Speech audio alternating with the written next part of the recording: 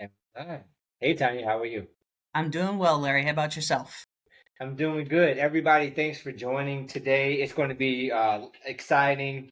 We're going to break down the Digital Medicine Society's new AI playbook. Um, at a first glance, they did a really good job, a great job with this playbook. It covers everything, as you'll see, from having the right stakeholders at the tables to a really um, specific iterative process on um, a strategy to implement AI, as you see, and we're going to actually go through the interactive playbook here. My name is Larry Trotter. I'm the founder and principal CISO for Inherent Security, and we specialize in helping health tech companies with cybersecurity and HIPAA. And I'm joined today with Tanya Zicconi. She's an expert in healthcare operations, and she's the founder of ZGM Advisors as well. Tanya, what's your take on Dime's new AI playbook? Thank you, Larry. Well, I have to say that the short version is that this is the best playbook I have ever read. And by best, I mean it's the most accessible, it's the most on point, it's the most engaging, um, it's the most timely. And so I'm really excited. I've written playbooks, I've used playbooks. This is a terrific piece of collateral for the community, and I'm excited for us to talk through it today with folks. Absolutely. So it's so much to cover here. They have so much great material in here that we're going to just jump right into it. And everybody, you should be able to see my screen now, and we're going to actually walk you through the majority of it, not everything, because it's so detailed. That's one of the reasons it's so great and kind of go through the playbook itself. So as you can see here, we're at the Digital Medicine Society's website where they have a playbook for implementing AI in healthcare. And I'm sure I don't have to say this. Everybody understands why it's so important now because AI is the boom. It's making things a lot efficient, and healthcare has one of the best use cases for AI.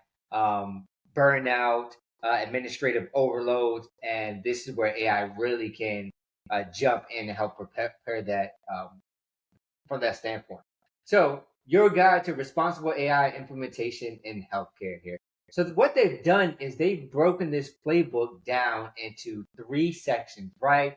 And I was just so fascinated. It seems so intuitive, but I've heard, and with my ear to the ground, a lot of the things that seem very intuitive in, implementing any technology is really lacking in terms of AI.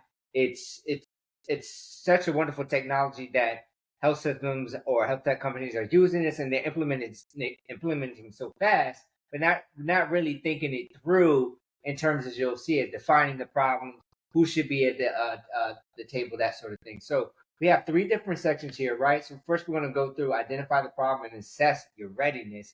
Very important to understand if you're ready. Something I can relate to when it comes to cybersecurity compliance or SOC 2. In section two, source, evaluate, and choose the right AI tool. A lot of great information in there. And then how to actually implement this within your actual health system, which is very important. Once you select a tool, it's not as easy as plug and play, right? You have to make sure again, I keep going back to the right stakeholders at the table, having this collaborative effort in the health system as well.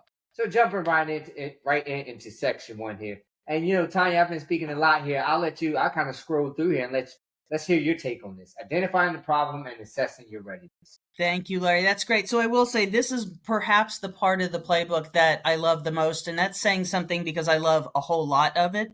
But the reality is, too often we hear the question, how can I get started in AI? Which tool do I buy? And in asking that question, we see folks jump immediately to the second step that Right. Dime has identified.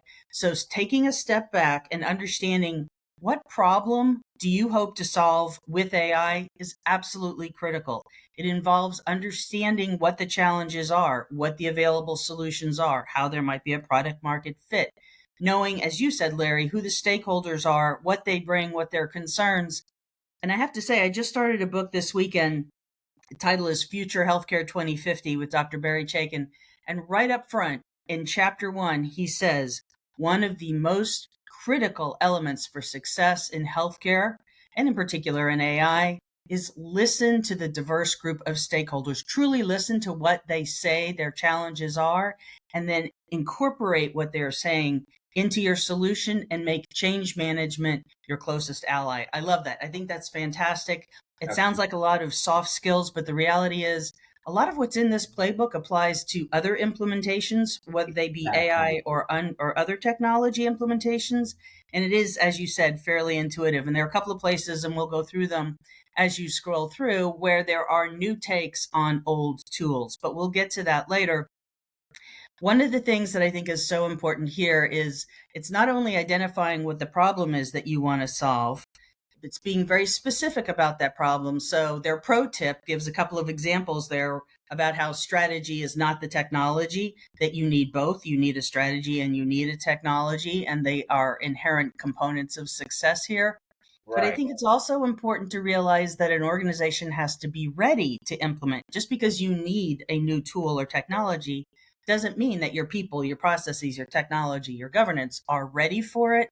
And that's one of the other things that I like about this, Larry, and then I'll pass it back to you, is that this playbook is truly an actionable playbook. It identifies the X's and O's and shows the connections and the next steps and the dependencies, and helps you understand that if you follow this, your likelihood of success is greater.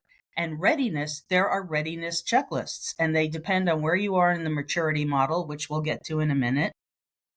They reflect what type of an implementation you really want. So this is a very both broad as well as in some places very deep but actionable. And you can actually click on that, take the assessment, Larry, if you would, just so people can get a sense of, it tells you even how long it might take to do this. So this is a wonderful, wonderful tool because you can figure out roughly how much time to invest. The questions are detailed enough. They can be answered with yes or no. You're going to be provided with an analysis. This is really great. Thank you for that. You can see the different sections here, Larry, if you want to scroll through and speak to those a little. Yeah, absolutely. And just going back really quick, identifying the problem. I mean, everything that you said was spot on, and the actionable asset of this aspect of this is just great, right? It's interactive. I love you. This is one of the first things I saw too, right? It tells you how long Yeah. this is going to take, right? We all are wondering, especially in healthcare, right? It's time constraint, resources, that sort of thing. It's letting us know how long it's going to take. And one of the things I love about this AI readiness assessment is it's comparable again something else you mentioned.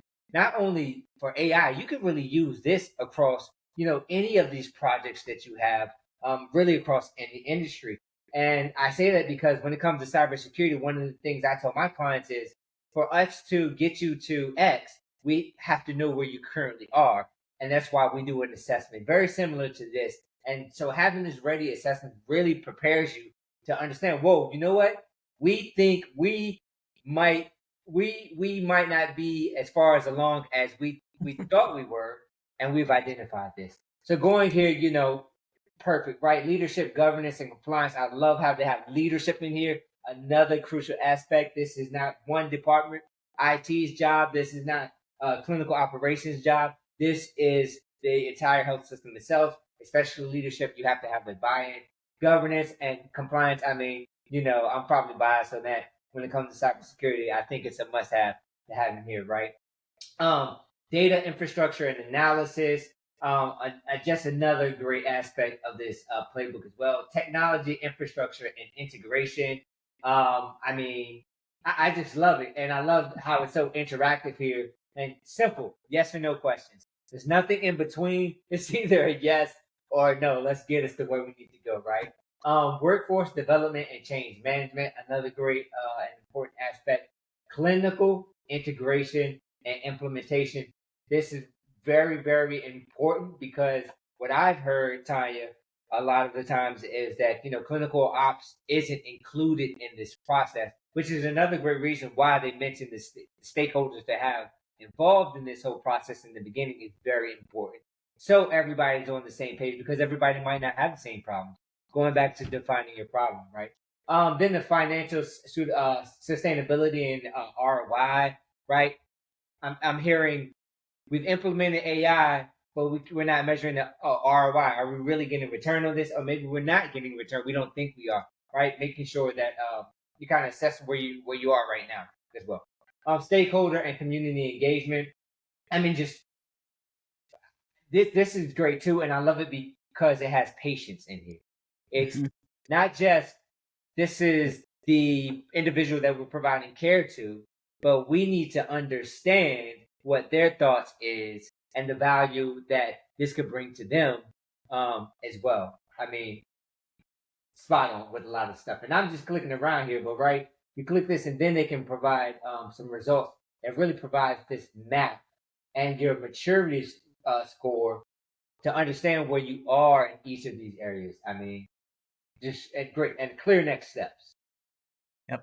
This is so nice, Larry, because we'll get to the maturity model. And when you first look at it and you pull it up on the screen, it will look like 15 circles with text in them that appear to be related, but how?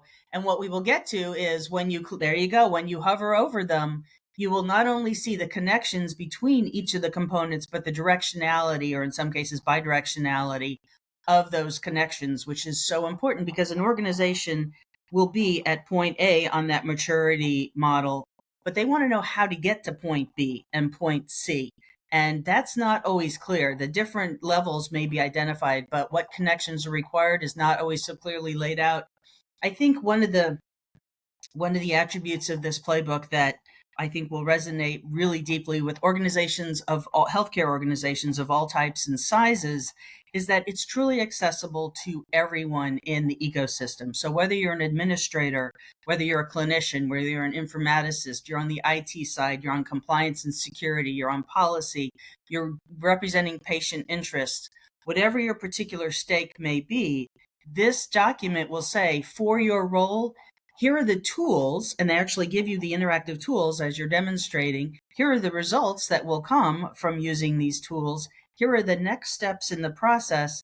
Here are some questions that you might ask. They really lay it out so that if there is any healthcare organization in the United States that asks the question, where do we start? They can start with this playbook. They don't need to end with it. And we'll talk later about an area or two where we see there might be some opportunity for a deeper dive. This is a tremendous how to get started, whether you have the internal resources or you go to external resources to help guide you. If someone asks that question, how do I get started in AI? This is the answer. Absolutely. And when we something else in here, let's see. Is it going to lead us to it or Okay, so we've no, not really here, but okay, so we've Go back. completed the Yeah. assessment. Go ahead. Yeah, I was going to say you might have to go back to the previous screen on identifying the problem because you're in the readiness section, Right. and then that'll get you to those are surveys down at the Oh, bottom. Mm-hmm. that this right here is Yep. genius. Yep. This is complete genius. Everybody really needs to see this, understand this, right? The survey is designed to assess the current state of health AI implementation within your hospital system and aims to identify key barriers, enablers, and readiness indicators from your perspective. Um, and this is genius. So we're actually surveying the different people, individuals within the hospital, and getting a thorough understanding of how they use AI and if it's beneficial to them. I mean, geez. Yep. Right? So what's your primary role? Clinical staff, IT, technology, et cetera, et cetera. Do you directly engage with or support AI tools in your work? Yes. How often? I mean, genius. Current AI use. In which areas are AI tools currently in use in your department or team? Kind of, I mean, just going through it very, very detailed and thorough here. How would you describe the overall effectiveness of current AI tools in your area? I mean, I just love how it's laid out. Yeah, this is so great, Larry, because what it does is it creates a baseline. And whether you're formally trained in Right. project management or you're responsible for implementation more broadly, as you said, you need to know where you start so that you can then measure what your improvement has been. So, and these questions are questions that can be asked iteratively over time throughout the different phases of a project to help you understand if you're on track. So, Absolutely wonderful. This is a really great tool for anyone who's live, and I know there are about 12 or 13 categories of folks out there who registered, from clinicians and technicians to strategists and data folks and developers. So many of you, and we're thrilled to have you all here today. I've dropped the link to the tool in the chat. This is a free to use tool. It's live. You can go out there and start using it today. And Larry, would you agree that, or not, that this is a tool that could be used, pieces of it? You don't have to start at the beginning and work all the way through it. If you take the maturity, if you measure yourself on the maturity model and figure out you're a little more advanced, you could maybe jump ahead to some of the implementation pieces if you already have governance and you already have an ecosystem that reflects broad stakeholders, et cetera. Um, you could, but I really honestly think it would be best, even if you are ahead. Maybe you've already done this first, identify the problem. You've done your ready assessment. I think it's safe there to. You could skip ahead, but I think if you just go through it, you could find little nuggets that you might have not considered, even if you've already done Okay. assessments. Because I really don't believe just this part right here, but identify your problem. I don't think a lot of hospitals are going to do this survey where they're going to specific roles and kind of rolling through these different questions to see where they stand. I think there's still some value in going through each one of these just to see where they are and finding the little nuggets. I think I do agree with you, although I don't want to scare people away from thinking they have to take the whole thing and work through it Right. front to back. I think that it is laid up in a consecutive way. And as we talked about earlier in the session, so many organizations start with the second, choose the right tool. They dive right in. In fact, brief story, and some of you have heard this before. I once had a CIO who said to me, "Look, Tanya, I have all of the clinicians on my back. I just need to know which AI to buy." That is Right. not where you start. It may be where the conversation begins, and that's great. It's always good to have a beginning point, but then you need to step back and look at your readiness and ask the right questions and understand the problems to be solved because, and they say this in the playbook, and I absolutely fervently believe this, AI is not the solution to every problem. Right. Absolutely. It just isn't. So, Yeah. okay, Absolutely. Great carry point on with this. there. This is great, Larry. This is really good. Right, and everyone who joined, thanks again. Thanks for joining. There's so much in here. We won't be able to go through everyone for we want to be respectful of your time, but go back, take a look at define your problem and exploring your maturity level. We might get a chance to go back to this part right here, but we're going to hop ahead for the sake of time to choose the right tool Mhm. and talk a little bit about this. So this is sourcing, evaluating, and choosing the right AI tool. They have some great stats in here. 80% of AI pilots fail to scale beyond the pilot phase. And I can believe because some of these initial steps, not everything in this playbook, but just aren't being taken and considered to why that number is so high. And they have some more great resources in here. All right, on stackable wins pyramid. This is great, and I really wanted to hone on that in the next in this section right here. So Yep. unlock the cumulative AI value in healthcare There you workflow. go.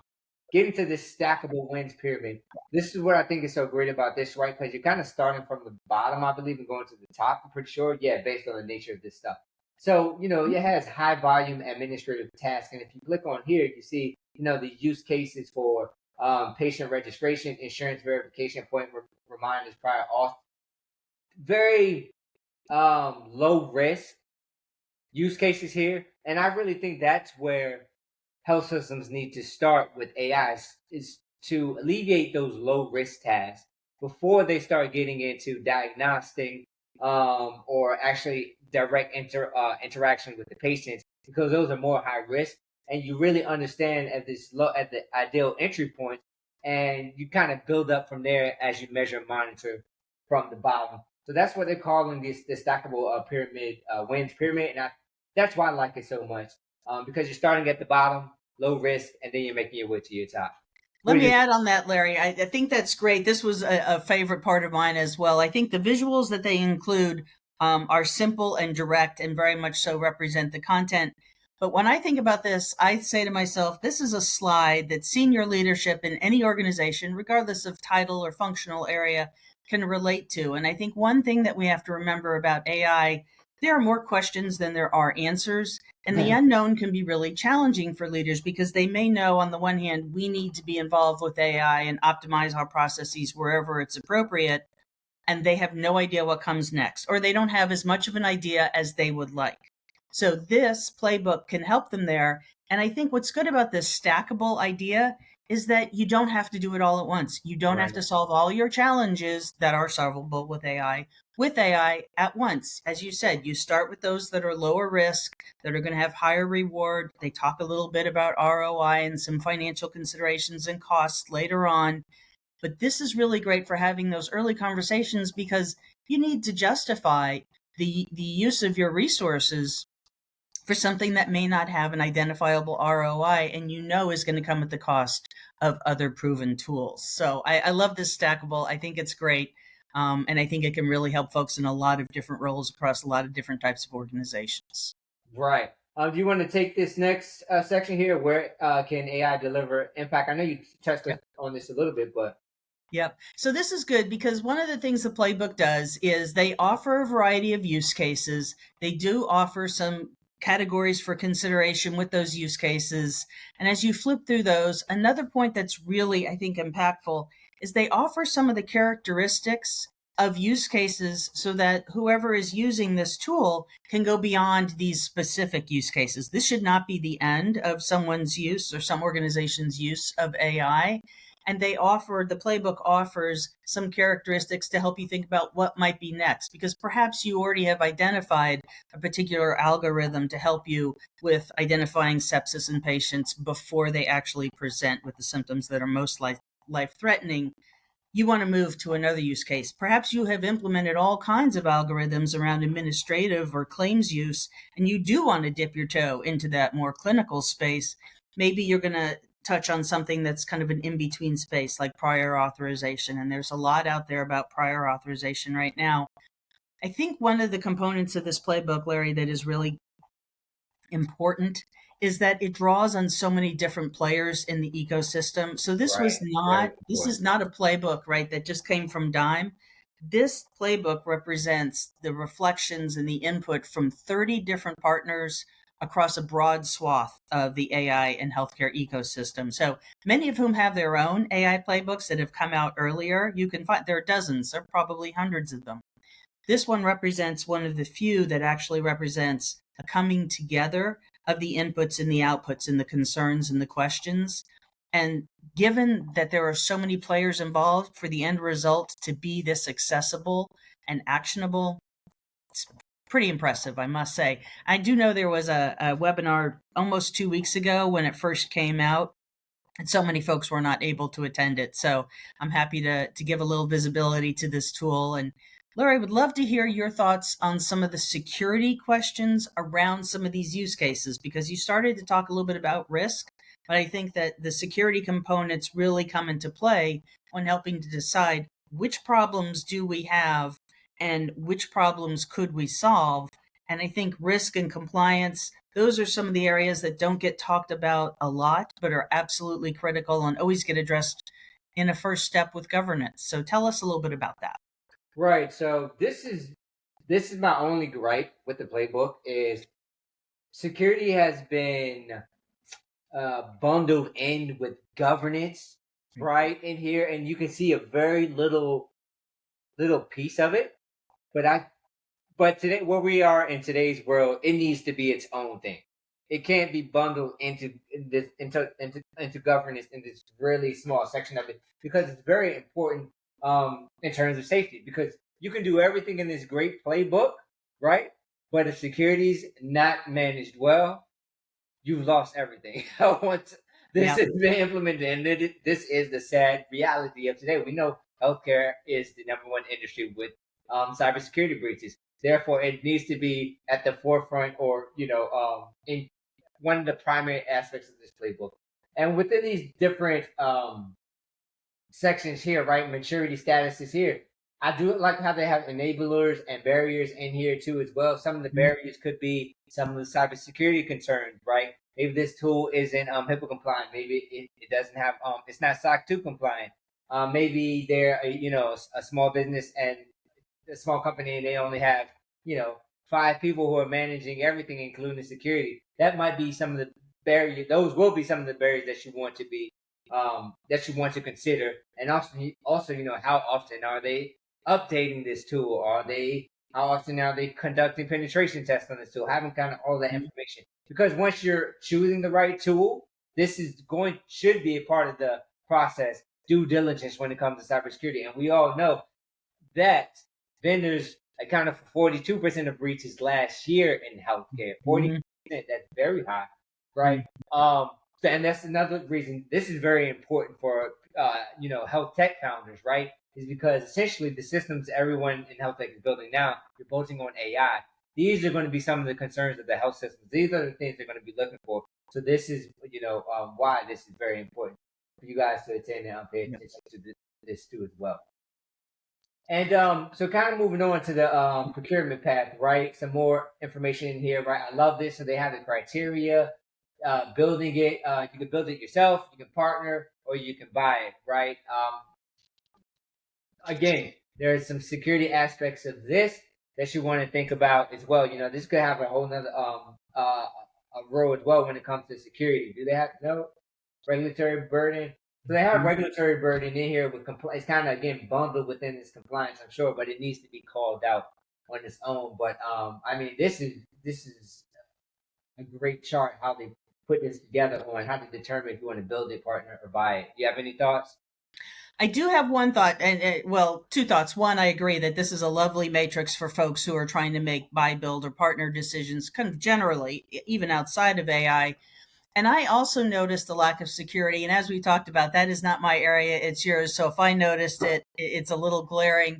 And I haven't. I have to go back and do a deeper dive to see if I can find this, Larry. But it occurs to me that one reason, perhaps, for excluding such a deeper dive into the security area is that AI is one of many technology projects, strategies, initiatives, and that does exist outside, right? So, one of the points that is made later in the playbook, kind of in the concluding sections, is that your AI strategy has to be very integrated into the rest of the organization's strategies and roadmaps, whether they be the overall executive strategy and roadmap, or they be the operational roadmap or the IT roadmap. And so, in my mind, it could be that there's a dotted line between this AI strategy and the IT strategy. And in some organizations where IT really drives what's happening, it may be a very solid line and going in the reverse direction.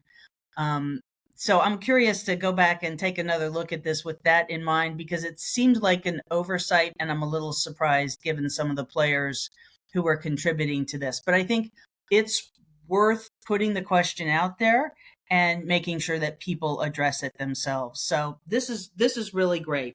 I love it. Great, yeah, some great points there. So yeah, this is everybody. Please check this out. The decision checkpoint. If you're going to build by a partner, there's definitely some considerations here that you're going to want to think about in terms of which avenue you're going to thinking about going down. And just some more helpful information here. Moving forward to Health AI Evaluation Guide. Did I get a chance to look at this? The evaluation guide, structure approach, evaluate. Oh yeah, I did. A decision filter. I mean, this is just another great tool here, right? Let me share this really quick. Really quick seconds. I know we're coming up on time here soon. Oh wow. So they have the evaluation guide here on how to essentially rate each AI tool and how it fits within the organization, the clinical relevance and capability, some sample assessment questions, some red flags here, validation biases and evidence based, um, workflow and IT integration, just some more, governance and transparency, just some more great information that things you want to consider when you evaluate um, your AI options. And so moving on to the last, implementing AI, they've broken it down into plan, deploy, monitor, and scale, right? I mean, again, they've done another great job, and they've kind of broken it down here on how to make a plan, how to deploy the tool, how to scale it, and how to monitor. Tanya, you want to lead this? Yeah, so this is great because this really goes back to my days of quality in the hospital. This is a take on the PDSA. So it's a PDMS. It's great. It still breaks down implementation into 4 actionable sections that every project should follow.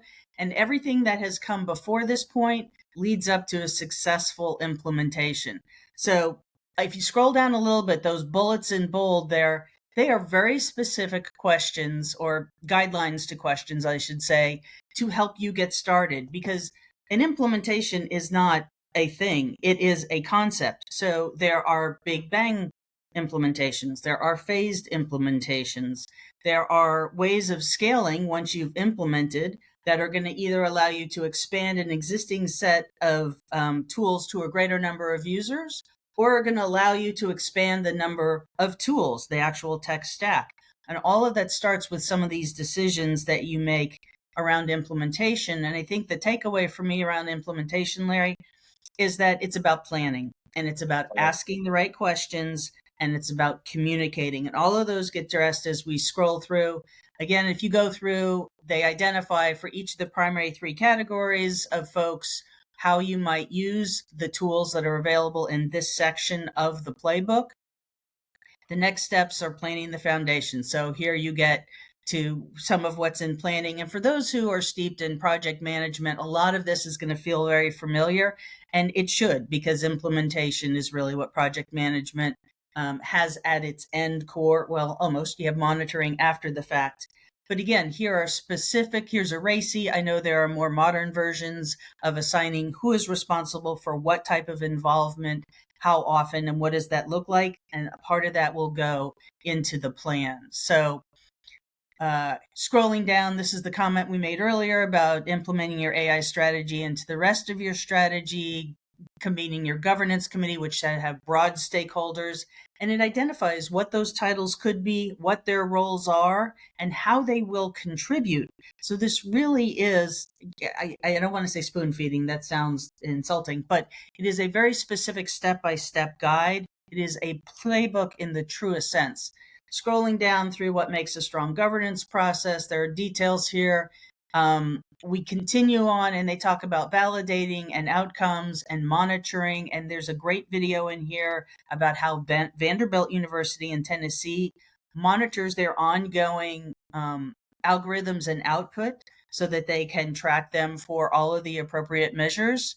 But I think that the implementation, they talk about data and they talk about data in all of the senses that are important. So the inputs and the outputs, the bias, the normalization, the actual use of the data, the storage of the data, the security and privacy concerns of the data. Data are at the base of AI. And if you don't have a solid data strategy, that's going to be critically important to develop before you launch into AI. Absolutely. I mean, well said. And what I like in here, is how it talks about formulating the committee, and it has that RACI chart with the different people with the different responsibilities.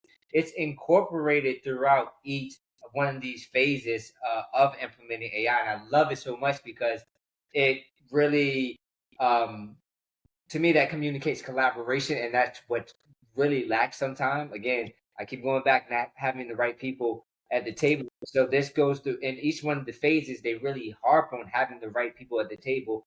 And once I feel like once you go through this, right? If you're a let's say a smaller health system and you kind of just want to see where you are and might not have that many resources to go through this, you might have maybe 1 or 2 people working on this playbook, and they might skip it in the beginning, saying, "Oh, well, stakeholders aren't that important. We know who's going to be important." But as they continue to go through the playbook and they keep seeing that pop up, I I feel like it's going to signal to them like, wait a minute, we really need to take a step back here and have a more thorough understanding and make sure we know who's going to do what and who's going to be involved within this new project because it's very important. It's nothing we can just skim over. So I love how they keep introducing that.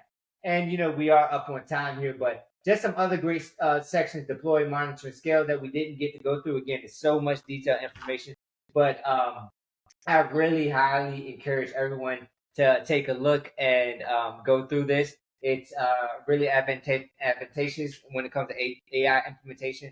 my final thoughts is I think this is a great playbook. They did a really good job. I could definitely see some iterations coming down the line. The only thing I didn't like is that I would love to see cybersecurity incorporated more throughout the playbook, because it's a really core, important component in healthcare today. Other than that, they did a really great job. Any last thoughts from you, Tanya? Last couple thoughts, Larry. One, there is a section on costs, and they break those costs into 4 categories. So worry not, they do address it. Please dive in and check it out. I think it's about 28 or 30-ish pages, as it were, but it's interactive, so it ends up being more. The other thought, Larry, is I would love to hear from folks on the call. If you decide to work with the playbook, we would love to hear from you on where you identified yourself as a conversation. Just people in the community who are exploring the use of this tool so we can all help to make it better. Love to know what you think your challenges are, where you are, how you're going to get started, and maybe you can do one of these sessions. Larry, you're an amazing host, and I've really enjoyed today. And absolutely, everyone, pick up the link. We will address questions that don't get asked or answered in the comments in the link to the registration after. And Larry, I think both of us are available on LinkedIn if folks have more questions. Yeah, absolutely. Everyone, thanks for joining. Tanya, it's always great. Your insight was, perfect on this. I couldn't have done it with anybody better. Thanks for your time. And everyone, we look forward to seeing you at some more of our events as we break down some of these playbooks or interesting developments within healthcare throughout the year. Everybody, have a great day.